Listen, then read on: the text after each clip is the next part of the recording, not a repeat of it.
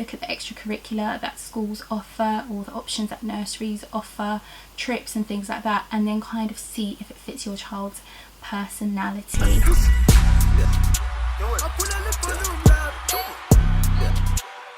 Hi lovelies, welcome back to my channel. I hope you're all keeping well. Sally one only as always. So today we're going to be talking about preparing your children for school. It is the back to school time here in the UK. Kids normally start in September, so what we're seeing everywhere are the hashtag back to school adverts on TV and in all of our shops. So I'm going to run you guys through some of the tips and the things that we kind of had in mind when we chose our nursery setting, and what we kind of thought about when we were choosing the school. We've just recently graduated from nursery, well, our little one, and we've got a little bit of a gap, about 3 weeks, I think 3.5 weeks before we start primary school in what is reception, which is still a very play-led part of learning as they transition into proper school. So one of the key things that we felt was really important was understanding our child. So really looking at your child and understanding their personality. Are they a child who would thrive in a more structured nursery, or are they going to need more play-led approach? I mean, all nurseries are generally going to be play-led, but you have what we call Montessori's, which kind of have a more academic focus in my opinion. So you get to kind of experience things like French, Spanish. It has kind of like a more French style of teaching, I think, from what I understand.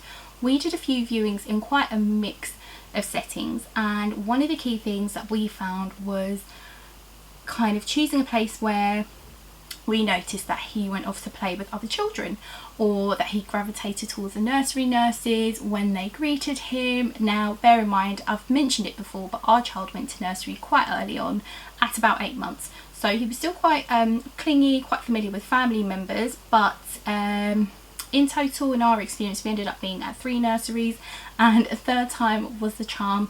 And it's just because he took really well to quite a few of the key workers. So that's really important, how your child reacts when you go into these settings, and obviously, without even saying, so important to actually go into the setting and have an assessment. So number 2 for me is, when you do go into the setting, I preferred settings that had an open door policy. So open door is obviously still secure, as in no one can just walk in willy-nilly, but it just meant that we were able to kind of go in and see the setting without anyone preparing and knowing that, you know, people are coming and things like that, or trying to make it seem different to what they're normally doing. Number 3 that was really important for us was food. So depending on your child's eating experiences, we had a really fussy eater, and for us we needed a nursery where we could take food in.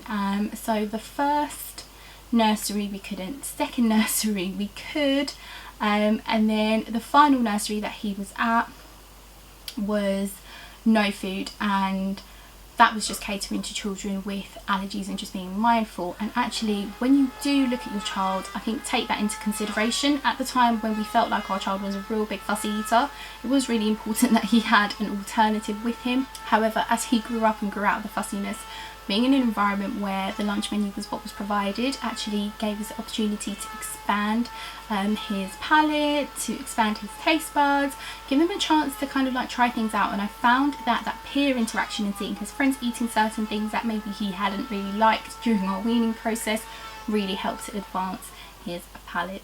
Number 4 is definitely looking at the hours that they offer. So a lot of the time we were driven by our working pattern, and at the time I worked up in the city, so early nursery starts were perfect. A lot of nurseries in my area kind of opened at about 7 to about 6 o'clock.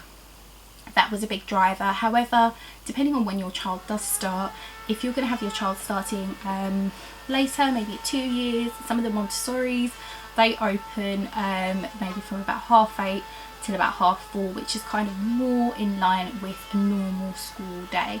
So that's another thing to consider, your working pattern, and obviously again, the longer the child is there, the impact on cost. So as we move into cost, another element that I thought was really interesting, with some nurseries we had the option of having sort of like an all-inclusive.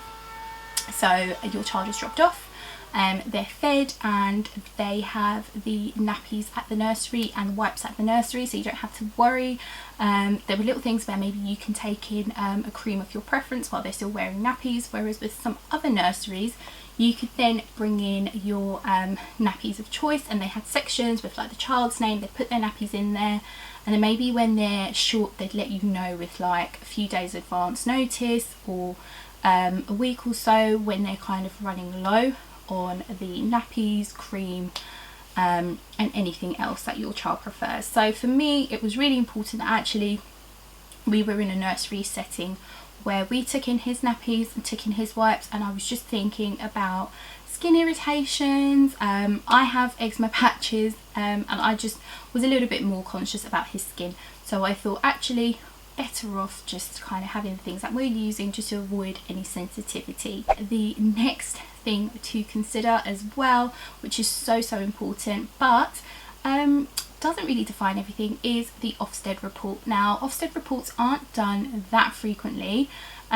but they are kind of a fundamental way of understanding the teaching approach of the nursery, how they've been graded in the past on their care, how they innovate, how they pick up special needs and different things like that. So I did read quite a lot of Ofsted reports, and I think the mistake that we always make is to think that by taking your child to an outstanding setting that is the best option, but really use your judgment as a parent. So they could be a good nursery that actually probably fits your child's personality a little bit better than the nursery that's outstanding and things like that. So definitely try and consider a bit of flexibility, but really focus on the needs of your child, and then that kind of helps. Now a lot of what we did in terms of reviewing nurseries is really similar for when we started looking at schools, and now that we understood our son's character better, and as I've mentioned with some of the elements with speech in previous videos, it made sense for us to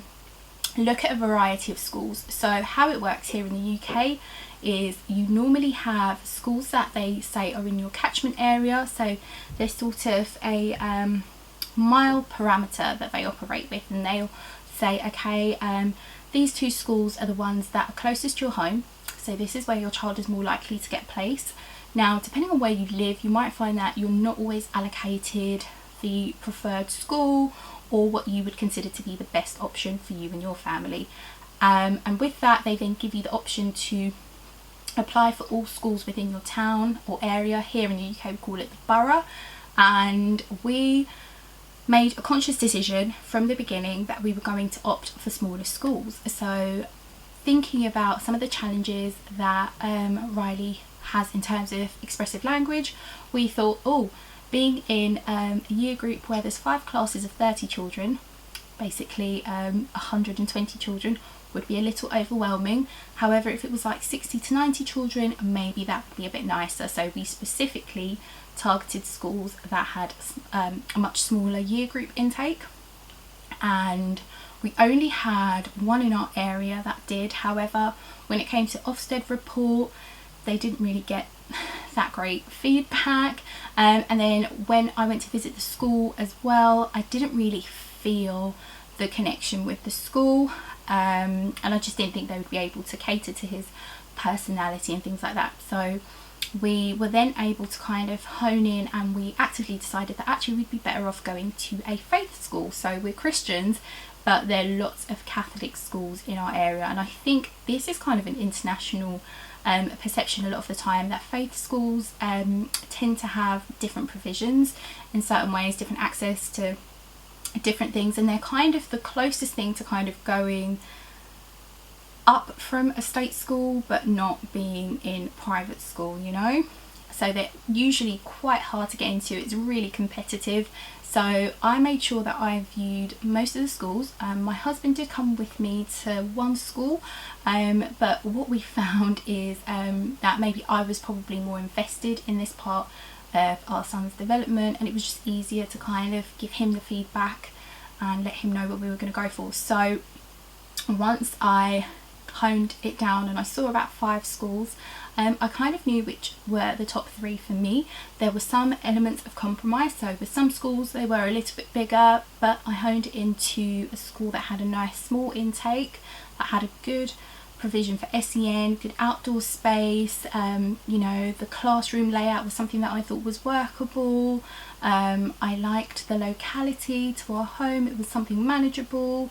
I liked what their beliefs and values were, and for us religion is important. And if you've seen a vlog as well, you'd have seen that I think there's one where we pray at the end of my little one. So going into a religious school, it just kind of feeds into everything that we're already doing at home, and it would be quite complementary. So that's another thing about the space and the choice of school that you go for. Children are there for about 6 hours a day, so you really want that family value to run through the school as well. I think discipline was another thing we looked out for, you know, kind of their approach with things like that, and I felt like it was so important. So for me, once I'd looked at all those things within the school, and there were similar references that I used from past experiences when we were reviewing nurseries, it made me feel really confident to kind of hone in and refine on what setting we would go for.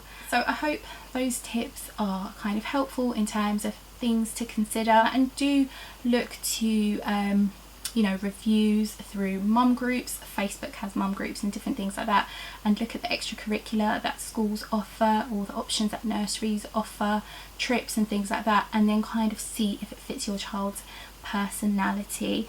But yeah, overall I think those are the main things I would advise people to focus on, and I think that really helps to kind of conquer your fears as you kind of look for this space that's going to help your child evolve and mould their personality. So as I'm in the process of counting down to school, it's also going to be a time for mums that have children in nursery to start preparing for their applications. If I can remember, I think the applications open mid-September or something like that, so I would definitely urge any mummies that are watching that are based in the UK and have young children that are about 3 years old to really take the time out and go visit the schools, talk to the teachers and get a proper feel, and sometimes actually go more than once. They do give you quite a lot of options. I think they normally do it through October to December times. I know that with everything that's gone on with COVID-19, things might be a bit different in terms of how we go into the schools and look at them, so definitely do your best to look at the prospectus, read up around the schools and try your best to get a feel. And for any mummies that have little ones starting in the next few weeks, good luck, and hopefully we can all interact on Instagram at Prim, and let me know what you're thinking and how you're feeling about school prep and starting, and I'll see you on the next back to school video. Thanks so much for watching, guys. Take care. Bye.